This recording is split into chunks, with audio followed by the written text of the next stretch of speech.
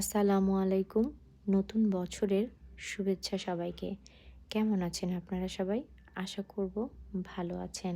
তো আজকে আমি আপনাদের সাথে একটি রেসিপি শেয়ার করছি। এরা হচ্ছে আমাদের ছোট্ট ভাইয়েরা, ওরা সবাই মিলে পিকনিক করেছিল, গরুর মাংস রান্না করেছিল। এই গরুর মাংসটা অনেক বেশি মজা হয়েছিল খেতে। তাই ভাবলাম আপনাদের সাথেও রেসিপিটা শেয়ার করি। তো ভিডিওতে আপনারা দেখতেই পাচ্ছেন কিভাবে রান্নাটা করেছে। এখানে শুধু দারচিনিটা আর আদাটা পিষে দিয়েছে আর সব কিছুই গোটা দিয়েছে। আর হলুদের গুঁড়ি আর মরিচটা আপনার গুঁড়ি দিয়েছে এখানে। আর কাঁচামরিচ ফালি দিয়েছে। তারপর খুব সুন্দর করে মেখেছে তেল দিয়ে।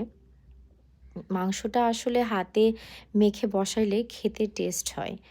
তারপর আপনার লাস্টে মাখানো শেষ হয়ে গেলে তেজপাতা দিয়েছে।